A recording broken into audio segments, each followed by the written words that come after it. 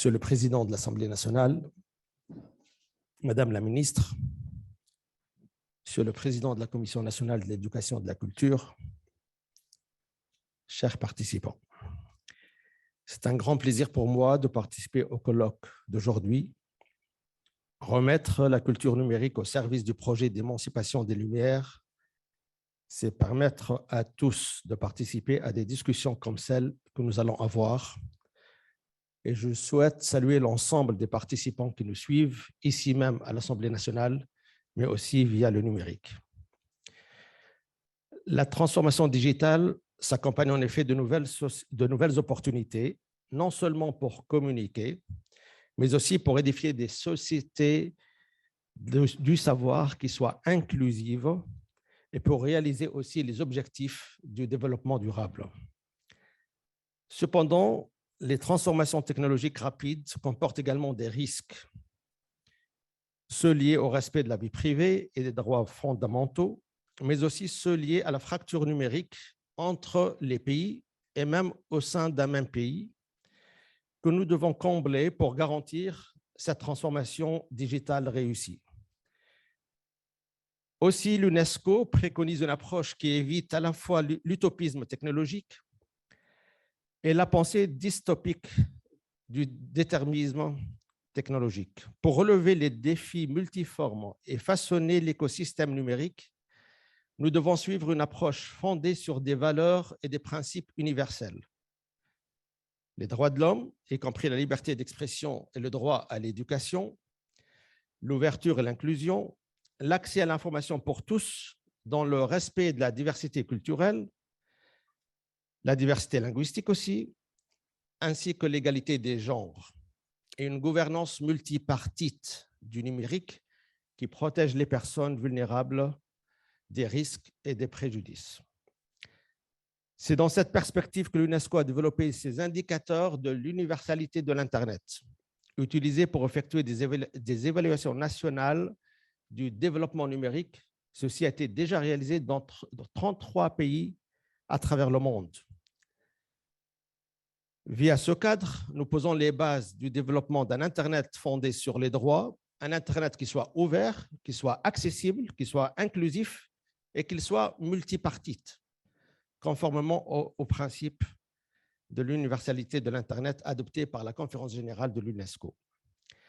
Ces principes ont initialement été développés pour l'Internet, mais ils sont aujourd'hui applicables à l'ensemble de l'écosystème numérique.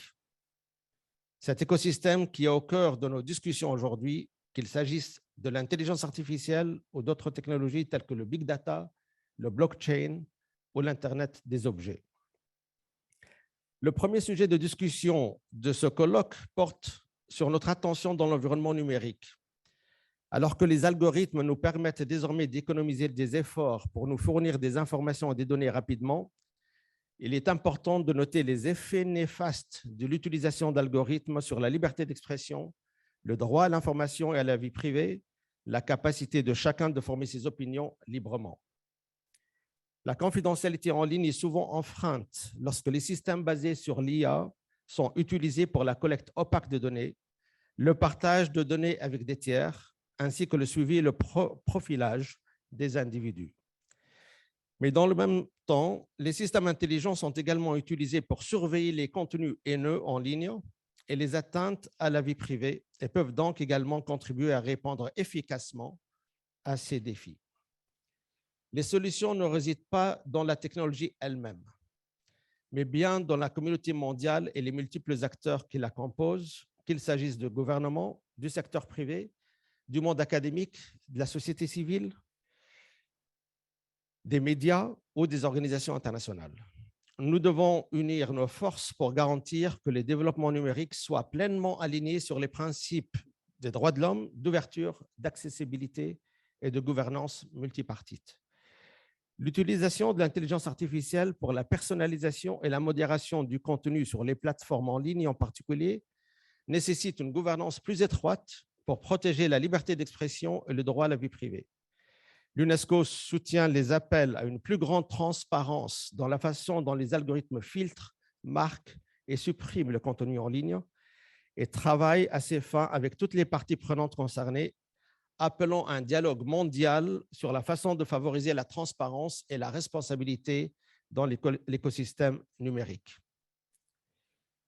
Un autre grand thème de ce colloque, la démocratie à l'ère du numérique. Ce thème revêt une importance particulière dans le contexte de la pandémie de la COVID-19. Alors même que les citoyens se tournent de plus en plus vers l'Internet pour chercher et partager l'information, nous devons lutter contre la désinformation et les discours de haine qui prolifèrent en ligne et qui incitent à la discrimination et à la violence. Parallèlement à l'émergence des médias sociaux comme un canal important pour le partage d'informations, nous assistons aussi à une tendance consistant à faire taire les journalistes par le biais d'abus en ligne et d'attaques basées sur leur travail et leur identité. Face à ce défi, l'UNESCO demeure pleinement engagée à promouvoir et protéger la liberté d'expression et la sécurité des journalistes en ligne et hors ligne. Les actions mondiales pour lutter contre la pandémie de la COVID-19 ont également révélé plus que jamais la nécessité d'un accès inclusif à l'information et à l'Internet pour garantir la démocratie. Et nous devons tirer les leçons de cette crise pour reconstruire en mieux en favorisant le développement d'un espace public inclusif sur Internet. Les décideurs politiques ont un rôle clé à jouer à cet égard. La conception des politiques, des cadres, des réglementations en matière d'IA et d'autres technologies numériques doit en effet être centrée sur l'humain et être multipartite et prendre pleinement en compte les groupes sous-représentés et leurs intérêts dans l'espace public. Il est urgent que nous trouvions des solutions aux défis que j'ai évoqués et qui sont au cœur de nos discussions aujourd'hui. Reprendre le contrôle de notre économie de l'attention, garantir une utilisation intelligente et centrée sur les droits de l'homme, ainsi qu'un écosystème numérique exempt de désinformation, de discours de violence et de haine. Nous devons le faire pour notre société et pour les générations futures qui vont vivre avec le succès ou l'échec des actions et des décisions que nous prendrons aujourd'hui. Cela m'amène au dernier point que je souhaite aborder, peut-être le plus important à long terme. De quelle culture numérique avons-nous besoin pour promouvoir l'autonomie et le développement des capacités des enfants et des jeunes à relever les défis d'aujourd'hui et de demain?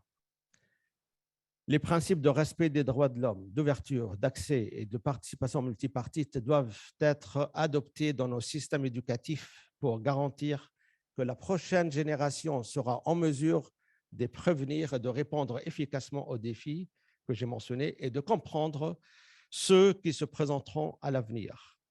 L'engagement des jeunes dans les débats mondiaux sur l'intelligence artificielle est essentiel, étant donné que les avancées dans ces domaines ont un impact direct sur eux et sur les manières dont ils utilisent ces technologies, y compris l'Internet et les services en ligne.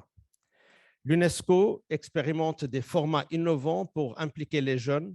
Par exemple, nous développons actuellement une bande dessinée sur l'intelligence artificielle pour présenter les conséquences de cette technologie sur la liberté d'expression et les droits de l'homme d'une manière engageante et lisible pour les jeunes. Mesdames et messieurs, il y a 4 siècles, le mouvement des Lumières a appelé au triomphe de l'équité sociale et de la raison sur la croyance. Les questions dont nous discuterons aujourd'hui sont d'une importance capitale car elles abordent ces mêmes principes dans un environnement bouleversé par la transformation numérique rapide. Aujourd'hui, nous devons unir nos forces pour mettre à profit les technologies numériques au service du développement durable de la communauté mondiale, tout en veillant à ce qu'elle respecte les principes d'équité sociale. Ces principes se traduisent par une approche ouverte, accessible et fondée sur les droits de l'homme. Je vous remercie.